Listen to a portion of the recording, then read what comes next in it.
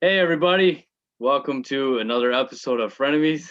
David, we are back with a somewhat normal podcast. No teams behind us tonight. We're doing MLB update from now on out. So we got done with all those teams, and it is time to talk about the 2021 MLB season. Finally, David, we're here.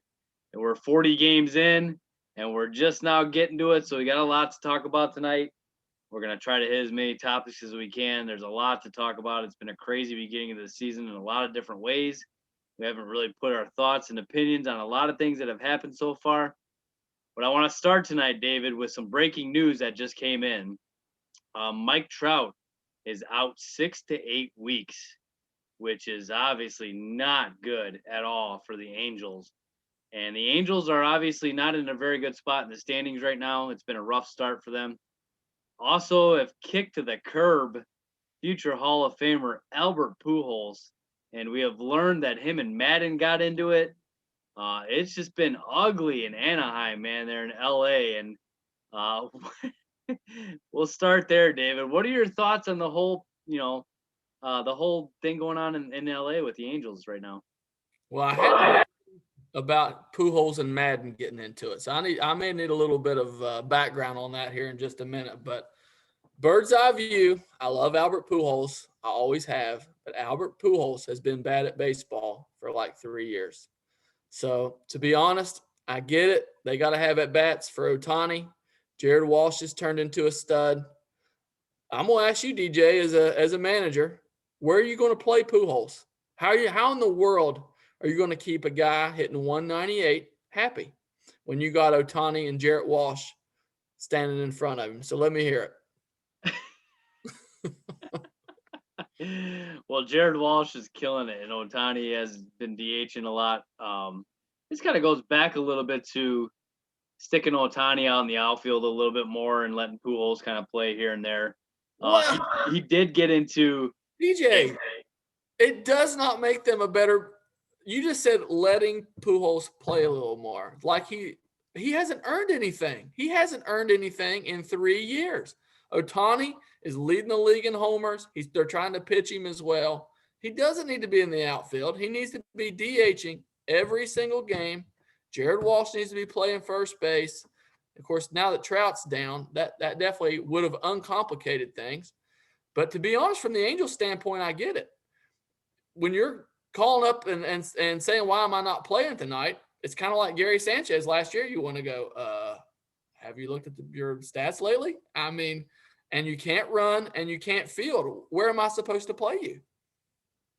So I just watched his debut with the Dodgers. Oh, he got an What RBI. did he do? Oh, he got RBI. Here's the thing. I'm going to read this to you, David. I came prepared tonight because you had your whole thing with ever since he's got to the Angels. That was a terrible contract, blah, blah, blah. Now, listen, here's the thing. Albert Pujols put himself in a class by himself when he was with the Cardinals. 130, 140 RBI. That's off the charts. You cannot do that in a 20-year career. You have to understand that. But here's the thing. He came to the Angels in 2012, 105 ribbies. 2013, 64. That was 99 games, so it was a little short. 2014, 105 RBI. 2015, 95. 2016, 119. 2017, 101. 2018, 64 and 117 games. 2019, as a 39-year-old, he had 93 RBI. Last year in 39 games, 25 RBI. And this year so far in 24 games, 12 RBI. I know the batting average has gone down dramatically. He's not a 300 hitter anymore. But David, when you are driving in that many runs at a 39 years old, why are you not in the lineup? The guy is an RBI machine. He's number 3 all time in RBI. Listen, he's 102 RBI shy of Babe Ruth. Ruth. I love Albert Pujols, but he's not good at baseball anymore. And he's got two guys that are way in front. He can't field and he can't run. And he's hit about 200 now for 3 straight years. Listen, he totally deserved the money that he got. Okay, when he got it, it's inarguable. It was a bad contract. The Angels Oh, haven't made the playoffs. Do you think if they had that to do over again, they would do it? it is not his fault they haven't made the playoffs. Okay. There's no way they would do that again. They've been praying for this thing to be over. Just maybe he'll retire. And like I said, I'm not trying to be disparaging of Albert Pujols, but it is the Gary Sanchez thing all over again. Why am I not playing? Well, can we talk in real terms and say you suck? No, I'm not allowed to say that because you're a Hall of Famer. But that's where we are. Him and Joe Madden did get into it about playing time, and I heard that did not go well, which probably led to him getting booted even faster and not being able to stay on the Angels very long there. So it's rough to see that he had a tough ending like that with the Angels in the last year of his contract. You would have wanted to see this end and then him walk off at the end of the year, with going on the little tour and everybody giving him what he wanted. But man, it's not a bad signing for the Dodgers, David. And with all the injuries the Dodgers have right now, Yeah. it's better than Sheldon Neuse coming off the bench. It's better than a lot of guys they have for options. He can stick them at first right now. There's a lot of Dodger, Corey Seager's down right now. They're banged up, man. And he had a big RBI in a 3-1 game that Walker Buehler pitched the other day. And, he still can drive in runs. There's no doubt about it. I get that he cannot run. Maybe you use him as a pinch hitter. He's got a purpose. Okay. And he knows that, on the Dodgers, he's not going to start every game, which I don't know why that wasn't different with the Angels. I guess I don't know. Maybe he felt he should have played over those guys. Now he's accepting any role he can get with the Dodgers. But I like it. I think it's a great move. The man, no doubt, can still knock in runs, and he does it at a very high pace. So I don't know. I know the end is near and very close to the end for him, but the man had 93 ribbies as a 39-year-old. And I know the batting average is down, but everybody in the league hits 200 now. So why would you not want a guy that's driving in runs doing that? So I just can't say anything else. My argument, you've heard it. I like Albert Pujols. I do think, he could be valuable as a pinch hitter, but it doesn't sound like he was willing to accept that role with the Angels. So he was not. It was kind of weird how he wanted to be a starter there, and now all of a sudden he gets dropped and he don't care what he does with the Dodgers. I think he understands that he's got a chance to win a title. Yeah, and, he don't really. I hope care. he does. I mean, I'm pulling for him. I'm not against Albert Pujols, but Listen, I don't even know how you question that move. Honestly, I hate the way that it happened. I hate it too, and I am not like a Albert Pujols lover. I've always, he was a Cardinal for 10 years. I mean, I don't like the Cardinals, and I never liked Pujols. But man, you have to the RBI is ridiculous. The amount of RBIs he has. I mean, there's nobody besides Hank Aaron and Babe Ruth, two of the best to ever play this game, that have more runs batted in than him. And to me, you know how I feel about scoring runs. That's everything, man. So nobody better. We haven't seen anybody in our generation driving more runs. It's going to be interesting to see how he fits in with the Dodgers right now. He's going to start a lot with all the injuries. When they get back to being completely healthy, it'll be very interesting to see how he fits in. But, man, I don't blame him at all. They got him for $420,000 or whatever, and the Angels are on the hook for his big contract. So makes total sense to me, David. I don't know. We'll see what happens. We sure will. Those Angels, man, they're currently sitting 6th back and barely ahead of the Rangers right now. So rough times in Angel land. And as I told you about a week ago, I think I don't believe in their chances anymore now that Pujols is gone. So if Pujols was still there, they would have made the playoffs. So I think Mike Trout might have something to say about that. It is definitely going to hurt him. That's a shame, man. It really is. The best player in the game is out 6 to 8 weeks. You hate to see that, and the Angels really are going to go down because of this. And ship has sailed, so to speak, with them this year. It's unfortunate, but time to look forward to next year, I believe, in Angel Land. Yep. I'm with you. Hey, I think we both had them in the playoffs. That's what's bad, DJ. So they're going to have to pick it up. And your boys, the A's, still sprinting out there. I love talking about the A's. Yeah. It's so good because you're always so wrong, DJ. I don't know how they're doing it. They're half a game up on the Astros right now. They have a 25-17 record. I don't get it. I don't understand. I mean, I really don't. Bob Melvin is genius, just manager of the year. Give it to him already. Well, Like, I seriously. heard him talking about it on MLB radio today. You got to give the front office a little bit of props too. You know, you don't hear many people talking about them, but they found Jed Lowry there in the dumpster, and all of a sudden he's good again. They retooled the bullpen, which looked like kind of a disaster after Rosenthal went down. It's the strength of the team. Man, you got to give them a pat on the back. I didn't believe in this team anymore. I had them out of the playoffs, and so of course there's a lot of season left to go. But who would have thought, man, that the two teams with two of the best records in baseball would be the Red Sox, who I had no faith in, and the A's. So pretty crazy year so far. It's been unbelievable, David. And well, speaking of other teams, we are obviously going to talk a little bit about our teams right now. So, David, I'll be interested to hear your thoughts on the Yankees so far this year. What are you feeling? What are your thoughts? How's the team doing so far? Well, as for my feelings, it's frustration, DJ. The Yankees cannot hit. They cannot hit. They had a good week this past week. Kind of helped their chances a little bit. Really slow start. They started out the year, I believe it was 5-10. And they've picked it up since. Last week, good week. They beat the Nats there on Sunday. I didn't know how far we were going to go back with this recap, but beat the Nats on Sunday. Domingo Germán, he's back, pitching well. ERA in the mid-threes, I believe. Gleyber Torres, that's become a big problem, but he had a home run that game, his first one of the year. He's hitting about 230, not playing very well at shortstop. He's out on COVID right now. We'll talk more about that here in just a minute. But a good win there. Chapman came in and saved it. He's having an almost historic year, you could say, DJ. He's averaging 2 strikeouts per inning. He's been untouchable. He's yet to give up a run.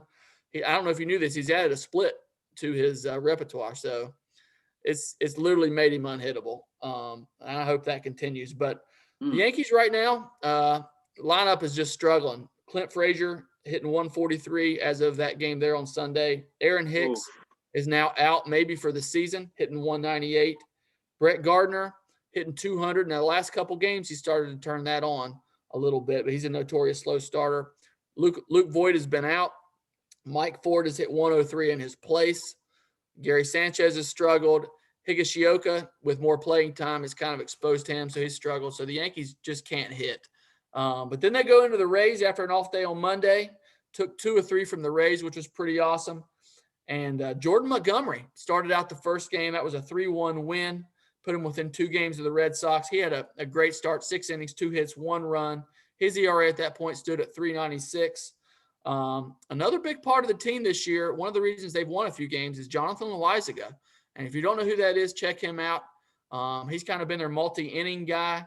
2.61 ERA. Chapman saved it, his 8th save. Judge hit a home run. Sanchez hit a home run. And DJ, he's kind of heating up a little bit.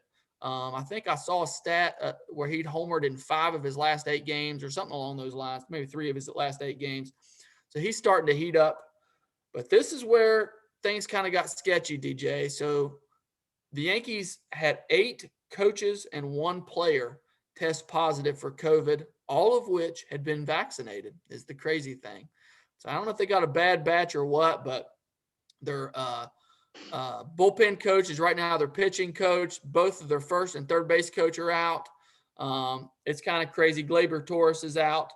But they just continued. Wednesday, somebody who is really good at baseball, DJ, is Garrett Cole. He's really good at baseball. So 1-0 win on Wednesday, 8 innings, 12 Ks, clutch performance. He's 5-1 with a 1.37 ERA as of that point. You'd have to say he's in the conversation at least for Cy Young. Chapman saved his 9th. Aaron Judge went 3 for 4 to score the only run, which was on Aaron Hicks' sac fly. Thursday, the Yankees lost to the Rays 9-1. Rich Hill dominated the Yankees. Taillon, another bad start. He had another clunker tonight. He was in the middle of another clunker tonight. 1-3. He changed his arm slot, and he just can't seem to figure it out. 5.40 ERA as of that game. That put them a game and a half back. And then they went to Baltimore, where they took 2 or 3 from Baltimore. Kluber started the first game and got the win. He's got a 3.48 ERA.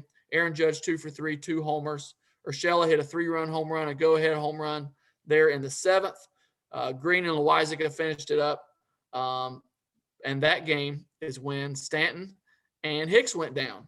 So Stanton's got his usual strained quad. Hicks is down. Urshela banged up, although he's playing. The next game, 8-2 win. Herman pitched 6 innings. Again, got his 3rd win. Voigt's back, 2 for 4th in RBI. Judge hit another home run. And then they lost on the 16th, 10-6, to put them at 22-18 and in 3rd place in the division. They've actually dropped the game since, so they're in 4th place now, but within 2 games of the division. But the Yankees are frustrating to watch right now. Really missing DJ LeMahieu. Has not been himself. The pitching's been great, but the hitting is very frustrating. They're banged up. So honestly, I'm just happy we're within striking distance at this point, DJ. It could have been a lot worse. I do not still at this point believe in the Red Sox, although they can hit. I don't believe in their pitching. And so I think the Yankees still got a good shot, but they're going to have to do something at the trade deadline and get a couple outfielders. Frazier's not hitting.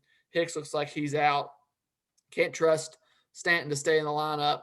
So it's been a crazy year, DJ. So why don't you tell us about the Cubs? I'm still counting down the days for the big sell-off. I saw Cameron Maybin went today, so I thought that might have started it, but they're back at 500. So tell us what's been going on. Yeah, man, I had a few questions for you about the Yankees before we moved on, though. I want to kind of get into this. So tell the viewers what's wrong with Hicks, because I didn't hear what he said. He might be out for the entire season. What happened there? Yeah, so he's got the same injury Mark Teixeira had a few years back, which cost him the season. It's a torn tendon sheath in his wrist. That can be treated with anti-inflammatory sometimes, which is what they're going to try first. But if it's surgery, done for the year. So, and just to be honest with you, I hate to even say this, but that's not going to hurt him. He's been struggling offensively and defensively. Aaron Boone has a short memory or something. I don't know what his deal is. He still bats 3rd every game. It's the most frustrating thing in the world. So, I can't. The only thing that's going to get him out of that 3 hole is an injury, and I'm not rooting for him to get injured. Aaron Hicks a couple years ago was good. He was not good last year. He's not been good this year. So, to be honest, at this point, I don't think they're going to miss him. So with this whole COVID thing, so now I guess we're just moving on. If you got it, you're off the team. If you were around them, I guess you just keep going. Is that the new rules? I don't know how we're doing this anymore, but well, I guess in that case, most of the team had not been exposed to those coaches somehow. I don't really understand how that's even possible. Even Gleyber Torres. It's not possible. It's a lie. It's all a lie. When you're on a team, you all are together. Yeah, it blows my mind. But that was the excuse that they used. That it was isolated. They did have an off day on Monday. Garbage. So I don't know. It doesn't make any sense, to be honest. It doesn't make any sense. That's just what they were. Because I thought the same thing. I thought, well, they won't be able to play for a couple of weeks. But yeah, they've kept playing. No more positives, thank goodness. Knock on wood. And so, like I said, Torres is due back tomorrow. So we'll see. All right, cool, man. Yeah, so they are like you said, man. They're surviving. I think right now it's going through their rough batch here. But like you said, man, they're in striking distance, which is scary because I think the Red Sox are, like you said, a little bit playing above their level that they're going to be at, later on. I think they're a really good offensive team, but like you said, I don't believe in the pitching. But they're going to get a shot in the arm with Sale coming back too. So we'll see how they do there. So it'll be interesting to see. That's a very tough division. A lot of good teams there. Blue Jays playing well as well. So going to be really cool to see how that one shores up. So on to the Cubs, like you were saying, man. I didn't want to do this podcast with my team below 500. That's why I canceled last night on you. So no, I'm just completely kidding. No, we sit 20-20, dead even right now. Winning our game right now against the Nationals. So hopefully going above 500 tonight. Hopefully going above the Brewers in the standings and jumping into second place is the goal after tonight, hopefully. And to be honest with you, David, man, with baseball, and I'm sure you're in the same boat, coaching softball right now, it's the busiest time of the year for me and you as well, probably, I'm sure, with all your kids doing baseball and softball, and it's just been nuts for both of us. I've seen Saturday games and maybe some Sunday games too. During the week, man, it's just been no shot of watching them play. So full disclosure, haven't seen very many Cubs games this year. Last year, when the 60-game season, I think I watched 55 of them, no doubt. no joke, in the playoff games. But man, I just have not really gotten a chance to sit down and watch them play. But what I have seen so far, we are struggling pitching wise. It has been a rough start with the starting pitchers, especially. The bullpen has been pretty good. I've been really happy with the bullpen from what I've seen from them. It's the starters, David. I'm going to start there that are struggling. And the only man who is not struggling, David, is Jake Arrieta. He is pitching very well for the Cubs. He's 4-3. He's got a 4.10 ERA, but opponents are only hitting 237 off of him. So he's been really good, man, and it's been surprising. I thought he would be a little bit above what Lester, when we got rid of Lester, I thought he was still had a little bit more in the tank. We would get a little bit more out of him. I've been surprised, man. He's pitched really well to start the season, and whether or not he can do it the whole season is yet to be seen, but he's off to the best start of all of them. Kyle Hendricks has been a huge disappointment so far. Huge. This is supposed to be the ace of the staff. He's 3-4 with a 5.27 ERA. And David, he's a pitcher that with 85-mile-an-hour fastball, if you're missing your spots in the MLB, you are toast. And so he's been missing his spots a lot, getting hit very hard for a lot of home runs. It's been a rough start for Hendricks. If he doesn't jump on board and get on track, it's going to be a very rough season for the Cubs because we rely on him heavily in that rotation. Zach Davies has been bad, 2-2 with a 5.60 ERA. That is not good. Trevor Williams has been awful, 2-2 with a 6.27 ERA. He seems to can't get out of the third inning sometimes too. So when your starter gets knocked out in the third inning and your bullpen is going for the rest of the game, that is rough. And Alzolay is 1-3 with a 4.50 ERA. So the starters are struggling mightily, David, and it's been pretty bad. Craig Kimbrell, though, David, your boy is 7 of 9 in save opportunities, a 1.15 ERA. So besides the 2 blown saves, he's been lights out. There was one big game we got in a shootout, like a 13-12 game that he blew. But other than that, he's been really good at the end of the bullpen, which is good to see. His fastball's got some pop on it still. He's looking really good. So the bullpen has been dynamic. The starters have not. So that has been the problem. The offense, however, I'll transition to a little bit, David, talk about them. They're doing pretty good. Chris Bryant's 10 bombs, 25 ribbies. He's up there in the RBI totals among the leaders. 303 batting average, 396 on base. He's got 40 hits in 40 games, so he's doing really well. Javi Baez has 8 bombs, 26 RBI. He's also at top of the RBI in the majors. 260 batting average, which is good for him. 299 on base. Wilson Contreras is down a little bit. 7 bombs, 18 ribbies, which I like the ribbies. 246 average, 345 on base. Rizzo's doing all right. 5 bombs, 15 ribbies, 244, 362. Ian Happ has struggled, hit 183. Not much out of him, which that was our MVP last year, so that's rough to see. Took a really hard shot from Nico Horner on a fly ball. I don't know if you saw that, David, but they collided, and Horner was bleeding really bad. Happ was really bleeding really bad from the nose, and Horner's knees went right into his ribs. So I thought he was going to be out for a while. He's actually back now, so it's good that both those guys didn't get a lot worse than that one. If you haven't seen that, you have to check that one out, David. Jason Hayward's been awful, 176 batting average, only 10 ribbies.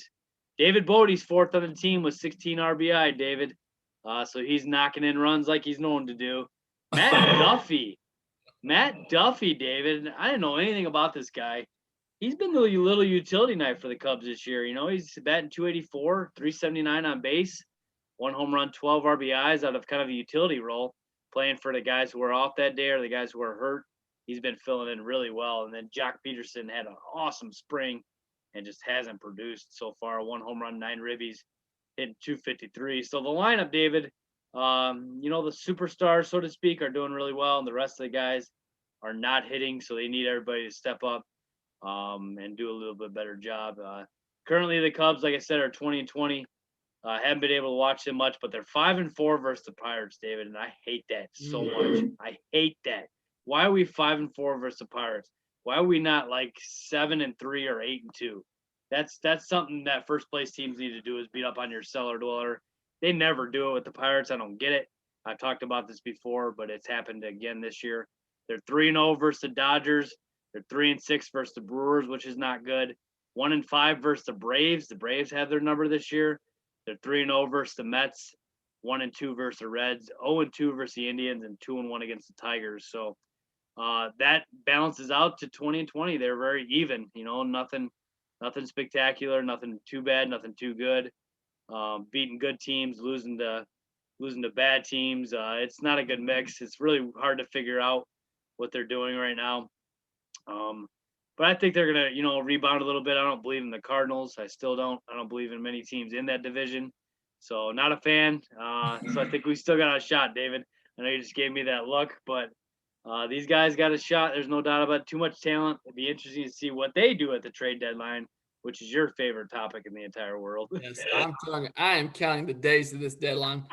The DJ, you didn't mention one guy I want to talk about. So I haven't got to watch the Cubs play all that much, but somebody that I've seen a lot in box scores and on the bottom line on ESPN is Jake Marisnick.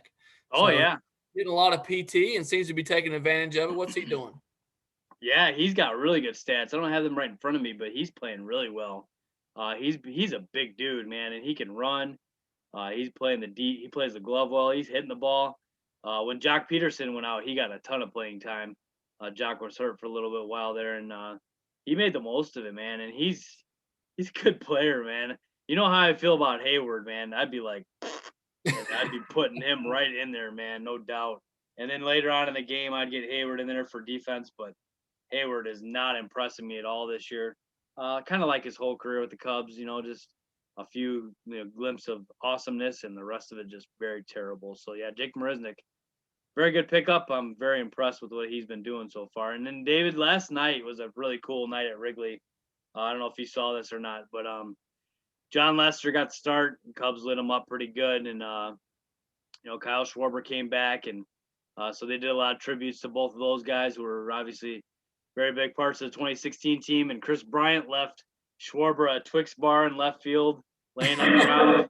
Schwarber picked up the Twix bar, ate it. I guess he loves Twix, and then Schwarber went on to hit a bomb. So he thanked Bryant for the fuel to get him that home run, and it was a really cool night to see those two honored. And there's a lot of fans in the stands too. I think we're getting up to 60% capacity now, whatever that means. I guess if we had 70, we'd all get COVID, and 60 is okay. But whatever, just wish it to get back to normal and let everybody do their thing. But we're getting there. Good to see fans in the stands at Wrigley, and sooner rather than later, once everything starts slowing down for me baseball wise, you'll be seeing me sitting in my spot, dead center, right behind our boy Ian Happ there. So I'm looking forward to it, David. Nice. DJ, let's transition here a little bit. Let's talk about the standings. So we've had some interesting things happen. You brought up the Cardinals. I'm just going to say this, man, the Brew Crew looking good, man. They were talking about their top three pitchers there today. Peralta, maybe the best of the three, they were saying. I mean, his K rate and stuff. And I'm telling you, man, you got to watch out for the Brewers. If Yelich ever comes back and starts hitting again, I'm telling you, you're going to have to watch out for the Brewers. But it has been surprising to me to see the Cardinals jump out as quick as they have. I don't want to say I didn't believe in them, but I just didn't think they would be as good as they have been. In other divisions in the West, how about San Francisco, man? What's up with that? This is another one of our favorite topics. I don't get it. I don't believe it, and it will not be there in about another 2 weeks, I don't believe. So the Padres and the Dodgers are way too good. Give a little bit of credit to the Giants for sticking in there as long as they have. I honestly, David, I thought about 2 weeks into the season, it was Dodgers, Padres, Giants, Diamondbacks, and Rockies. Like we predicted, Yeah. It was there 2 weeks in. And I seriously thought it would stick the entire season in that order and wouldn't move. But it's moved a lot since. The Giants have kind of bounced ahead of everybody. The Padres are in second. The Dodgers are in third. The D-backs will stay in fourth, and the Rockies will stay in last. So I think those two spots are staying where they're going to be the rest of the year. But, the first three are going to jumble. The Giants are 26-16, though, man. I believe that's one of the best record, if not the best record in baseball. Oh, no. Best record in baseball. We got to talk about that in a minute, but that's the second best record in baseball. Best. Okay. I can't wait to talk about the first best. So Let's jump over there in the NL East. So the Mets, they've Oof. kind of come out of it, man. They fired their hitting coach earlier in the year. Kind of a big deal. I think a lot of the players were upset about it because they didn't know it was coming. The Braves have struggled, which has been a big shocker to me. Didn't see that. I think the only people that saw that coming was Fangraphs. I don't know if you saw that, but they predicted him under 500, which is crazy to me. And the Phillies in second place. So what do you think about the NL East? I think it's really crazy, to be honest with you, how much just mumble jumbled they are together right now. They've separated a little bit, but for a while there, David, they were clumped together and nobody was taking off in one direction or the other. Now it's starting to swing a little bit to where the Nationals are going to the south and the Mets are coming up a little bit. The Phillies are a good team, man. We talked about them in our preview, how we were impressed with, them as a whole and the direction that they're going with all the young talent they got coming up and all the superstars they have on that team. They're a good ball club. They're going to be there all year, I believe. They're going to be fighting. That was Shelton's pick to win the division. Was the Phillies, and we both picked the Braves. And I'm not out on the Braves yet, man. I think this team's too good to be where they're at right now. They're 4 games below 500. The Marlins, I think they are who we thought they were. You remember that saying when the Cardinals beat the Bears that one Monday night? They are who we thought they were. I think the Marlins are revealing their ugly head as far as they are who we thought they were. They're going to come back to life a little bit. What an awesome season last year was for them, but they just don't have the guns to hang yet with this division. They'll get there. I believe in what they're doing there a little bit. With Mattingly, I really think Mattingly's a good manager. As far as the GM and the ownership goes, well, I don't know about all that, but I'm definitely a big fan of Mattingly. So I think he can do a good job with whatever they give him. But yeah, it's a crazy division, man. This is the one we talked about as being the one that you could rank any team 1 to 5, and nobody could really call you an idiot because all 5 teams, could finish last. They all 5 could finish first. So it's a really crazy division, man. Yeah, I agree. Kudos to the Mets. I think 5 of their starting 9, or starting 8, I guess you could say, on the DL right now, and they just keep winning. So pretty crazy. So let's jump over there to the AL West, DJ. Our boys, Oakland, 25-17 in first place. Houston's a half game out. I think we both picked Houston to win that division. The bottom 3 kind of bunched up there. Seattle, they kind of jumped out early, but have regressed. The Angels, they just don't seem to have it. We talked about them a little bit. And then Texas is in last where we thought they would be. So what do you think about the AL West? Jared Kelenic is here, David. He's here. It's good to see him come up for the Mariners. One of the number 1 prospects in the entire game has just came up. I watched his debut. He struggled in the debut, but I just love that stuff. I love seeing the prospects get called up, seeing them contributing to the team. Seattle needed a little shot in the arm when they were getting a little kick there, so hopefully he can give it to them. They're at 500 right now, which is surprising to me. You were pretty high on the Mariners, if I remember correctly. You thought that they were going to have a good season this year, and they have, man. They've done a good job. I got to hand it to them. I think Texas is the bottom to stay. We talked about the Angels already. I do believe the Astros will win this division and win the AL. I really believe that. They got a great team, man. And they started really slow. If you remember, the Astros were out of the gates real slow and have since picked it up really good. And the A's, man, whatever. They just keep kicking. So that's a pretty good division there. It's exciting. It's going to be a good one to watch there as well. How many fans do you think could name Oakland's starting 9? Not many. Man, I'd have to really think about it. I'm not going to lie about it. I haven't watched, the West Coast teams. You don't get to watch a lot of games. I'm not sure I could name their starting 9 right now. I can name most of them, I think, but pretty crazy. So let's jump over to the AL East because we got to talk about the Central in depth. I know where you're going with this. The AL East, DJ. Boston jumped out with no pitching. They lead the league in runs scored, batting average, all the hitting categories. And their pitching's been better than expected. Evaldi's looked pretty good. Garrett Richards has looked pretty good. Eduardo Rodriguez has looked pretty good. Yeah. I don't even know how they're piecing together that bullpen because, it's traditionally been pretty rough. Matt Barnes is closing for them and doing a good job. And then Toronto looking good. Vlad Guerrero Jr. finally looking like what they thought he was going to be. I think he's leading the league I saw today in average and on base percentage and something else. And yeah. We talked about that. He needed to step it up because it wasn't – I mean, he was a good player, but not a great player. So now he's finally starting to look like himself. So what do you think about the AL East? He got into shape, David. That was really big. Like he was like out of shape, like bad.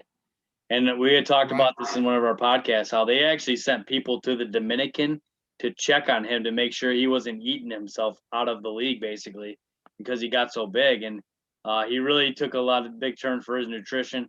It seems like every time you open my fantasy app, he's hit another homer. And if he's like his dad and hitting for average and power, he's going to be out of this world good. I didn't know if the average would be there. I knew he would put up the power numbers and the RBI. But if that average is going to be like it is, he's going to be even more of a phenom than we thought. So big kudos to him for getting in shape and doing what he had to do there with his body. So yeah, the Orioles are who the Orioles started out in first for a little while, right? Yeah. We had our boy Casey Davis giving us crap about them being in first place for a long time, and that obviously mellowed out. Orioles fans are happy for the first 2 weeks of the season, and then they realize reality comes, and they end up in the cellar again. But yeah, those top four teams are going to be very fun to watch this year. It's going to be a very good race with those. We talked about this. This is the best AL division in baseball, no doubt. So I'm excited to see how this one unfolds. Yeah, and let me just Baltimore's had some great surprises too. John Means pitched that no-hitter. Last I saw, his ERA, I believe, is under 1, like 0.68 Wow, or something like that. that's So, phenomenal.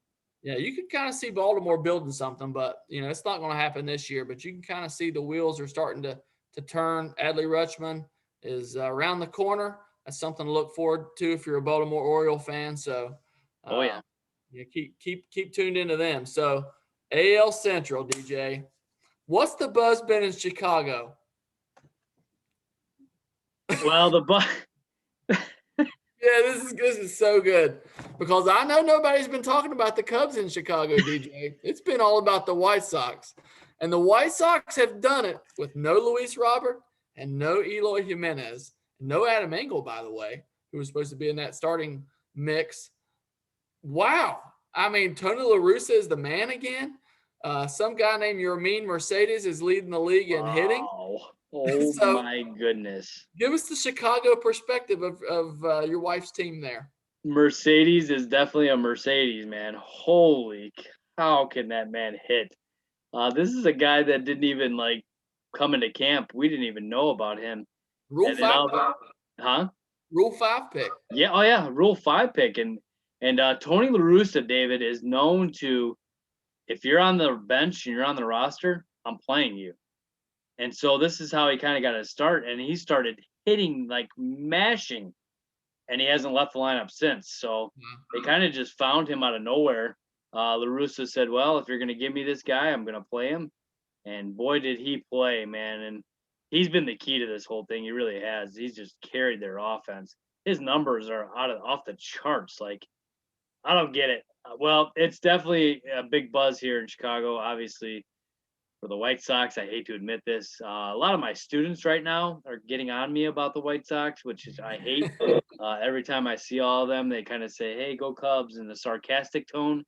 I don't really like it very much, but it's crazy, man. Lindsay and Nicole are obviously loving every second of it, watching as much of it as they possibly can right now, enjoying it. It's been crazy. They've been getting it all, man. They've got it going on. They're 25 and 15. Like you said, I think the Giants are 26 and 16, so they're second in wins and probably first in win percentage in the entire league. And it won't last. I mean, the White Sox do this every year. They start out hot, and then reality comes, and boom, boom, boom, boom, down to third place you go. But what they have now is a stud pitching staff, man. Lance Lynn's been good. Dallas Keuchel's been kind of but his last couple starts he seems to be turning around. Giolito's been awesome.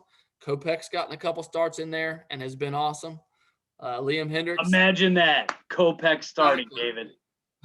Telling you, man. I'm telling you. better than you, DJ. You have to admit he's a genius, apparently.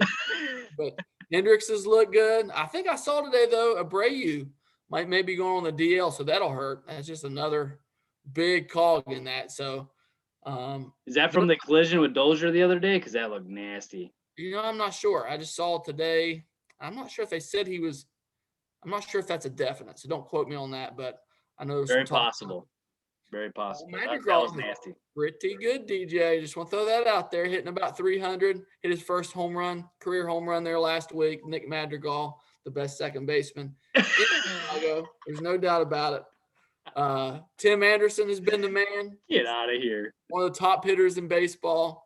So very fun to watch. But not fun to watch right now, DJ. The biggest surprise is Minnesota. Oh. What happened to Minnesota? Like, what is going on right now?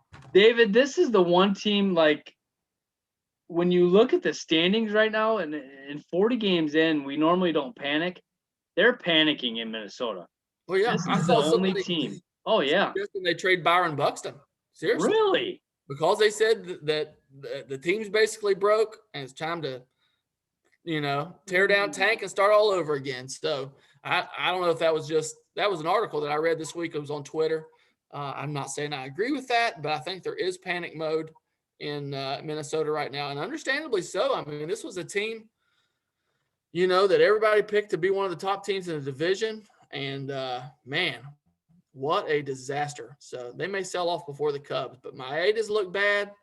Colomé's look bad. So it's kind of crazy. I guess I was wrong on Colomé, and the White Sox were right as usual. So, wow. Unreal, DJ. David, they are 13-26, 11 and a half games out of first place. They are behind the Tigers. And if you look at the Tigers' batting averages right now, nobody in the world should be below the Tigers. They're that bad. So the Twins should be panicking in their fan base indeed. Wow. Before June, I don't think it's panic time. It's panic time in Minnesota. It really is. This is the only ball club that is in deep trouble right now, and it's very, very disappointing because this team has a lot of talent. Picked them to win the division, thought they were going to be there. They're not even close, man, and they're getting blown out. It's like you said, if they keep this up, it'll be very interesting to see what they do with this roster, and it's been crazy, man. And the Detroit Tigers need to start bringing up some players, and Casey Mize has been bad, and some of these pitchers have not pitched like they should for them, and it's been frustrating in Detroit, no doubt. Kansas City has fallen off the charts after starting in the division in the lead there for a while. They were playing really good and have fallen off really bad and have been 2-8 in their last 10. So they've fallen off really hard. And Cleveland's kind of stayed where they normally do, right in the middle of the pack there, and can make some noise too. But interesting division there too, man. It's been a lot of fun coming out of the gate here to see how these teams have jumped out in the first 40 games, no doubt. Yep, absolutely. Yeah, we were going to talk about surprises this year, and that was going to be my surprise was Minnesota. I mean, there's a lot of teams. It has to be. Oh, yeah, just absolutely crazy, absolutely crazy. Second biggest surprise I would say would have to be San Francisco being in first place, but I'm with you, DJ. I don't think that's going to last. Yep, you're right, man. And so, David, the one thing I did also want to kind of close the show with tonight, just real quick, man, Rob Manfred. That's what I got to say about Rob Manfred. Listen, when you're still blacking out games in COVID, you're a terrible commissioner. I'm just going to throw that out. Terrible human being. What are you doing? Blacking out. I don't know if we've ever gotten to get on the soapbox, DJ, but this has bothered me all on blackouts. Here we go. How can I buy an MLB package and you black out games for it? I paid for it. Yes. You know what I mean? It just drives me absolutely crazy. No universal DH. What? I mean, how is that possible? How about not knowing when the season was going to start in February? Yep. In February, we didn't know when the season was going to start. How about moving the All-Star game because of supposed race issues and moving it to a state that has the same laws and is more white? What are you doing? You're the year of Hank Aaron, and you're moving the All-Star game out of Atlanta. Yep. The Amir, I know we're going to disagree on this, but the Amir Garrett suspension. What are you doing? I don't agree with that suspension either. I don't 7 games for that Amir Garrett for that. No. I did not agree with that. I totally did not. I think it was an idiot move on Amir Garrett's part. I think that he deserved to, maybe get fined or something like that. Maybe 1 game suspension, something. That's just Bush League, in my opinion. 7 games. They didn't even throw punches, David. No. It was just bench clearing. If we're gonna suspend somebody 7 games for clearing the benches and not throwing punches, then I'm It's completely a baffled disaster, by that. man. I don't want to get all political here, but this is what happens when limp-wristed liberal people, try to run something like baseball. They wonder why people don't want to watch the game. Hey, how about 9 o'clock starts for World Series games? That's a good reason to not watch the game. That's a Yep. real good reason. Like I said, how about blackouts during COVID or blackouts, period? What happened when baseball was thriving? We had TBS, WG, and you could turn it on and watch teams play baseball. How about making baseball games more affordable? That would be something that would make me want to, take my family to a baseball game. He's just a disaster, man. And the quicker they get him out of there, the better. The players don't like him. The ownership obviously doesn't like him. He can't get anything done. It's time to go. Time to go. And you know what? Here's another thing too, David. I don't care if you're Republican, Democrat, you're the commissioner of baseball. Keep your politics out of the game. Nobody cares. This is our way of getting away from the world and all the crap that's going on. Absolutely. And you're bringing it into the game and making half of your fan base mad because half of it agrees with you and half of it doesn't. Why would you put yourself in a situation like that? It's stupid. Like Nobody you said, would this have is said supposed. boo Yeah, if he'd have left the All-Star game there. not Nobody. a word. Nobody even cared about it. It's like you're moving the All-Star game in a year we're supposed to be honoring Hank Aaron, who passed away, who is one of, if not the greatest player to ever play this game. And they were going to honor him all weekend like he should have and been deserved. And now it's in Colorado. Colorado is getting the All-Star game for what? So we can, I'm complete. That Like I said, my understanding is they have the same laws on the books. It's just so dumb stupid. and it's so predictable, DJ. It's Yep. so predictable, and it's not going to stop. This is Nope. just going to continue down the road. He's got to go. Rob Manfred is a terrible. He might be a super nice guy. He's a terrible commissioner. He's got to go. Awful. This game is not taking steps forward in his seasoning as his time as commissioner. 60-game season last year, disaster. Obviously, this whole thing's been a nightmare. No revenue coming in for teams because you're only at 25%, 50%, whatever. Absolute joke. Kudos to all the teams who are doing it right and bringing fans back, and the commissioner needs to get off his little panty wads and start stepping up and doing more things here, and instead of trying to ruin the game. So. Yep. Yuck, man. You can only take so much. I think we needed to kind of blast him a little bit tonight because he deserves it, David. He's the man in charge of this mess, and it's been a mess. And we have a lot of fans we have a lot of teammates who are Braves fans, and I feel terrible for them, David, because some of these guys bought tickets to this game for their kids to go watch the All-Star game. Think about the kids, David. Who does not want to go watch the All-Star game? That's one of the coolest things that there is. It's coming to your city. You bought tickets for your kid to go watch it with you. That is one of the coolest things that there is in the game of baseball. Go watch all the stars in your home stadium. That is awesome. They took it away from the Braves fans. Shame on you, Rob Manfred. The Braves did not deserve that. Their fan base did not deserve that. It's a dirty, rotten shame. And while we're at it, 1988 is the last time the Cubs have hosted the All-Star game. Come on, man. What are you doing? Like, I didn't want it this year. I wanted no part of them bringing it. It was a rumor that they were going to bring it to Chicago and the Cubs after they took it out of Atlanta. I wanted nothing to do with the All-Star game coming here this year. However, we haven't had it in over 30 years. It's kind of our turn. I don't get it, man. This is a mess, a disaster, and it's a shame for those kids in Atlanta, even those adults in Atlanta, who a lot of them have kind of turned their back on baseball right now, which is also a shame because that's a big part of our lives. And they're mad right now, and I get it, man. I feel terrible for them. I'm not a Braves fan by any means, and I always make fun of those guys, but I stand with them guys on this one, man. It's a joke. It's a disaster. And Rob Manfred, you should be totally ashamed of yourself. Yep, I totally agree. Well, David, this was a blast, man. Unless you got anything else to add to this that you want to talk about, it's been a lot of fun, and we start to do these from now on our Tuesday night podcast. I'm excited, man. We'll get kind of, we kind of recap the whole season so far. Now we get to talk about what happens during the week. on our next podcast. So we thanks to all of our fans who are tuning in and subscribe to our channel on YouTube. David, it's been fun, man. Any closing comments?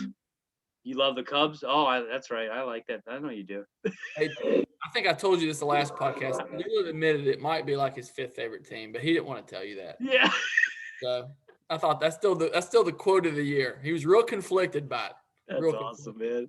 This is so cool. That's such a great thing. Starting to rank the teams. I love it. All right, brother. It's been fun, man. And thanks to all our fans out there. We appreciate it. Have a great night. We'll see you.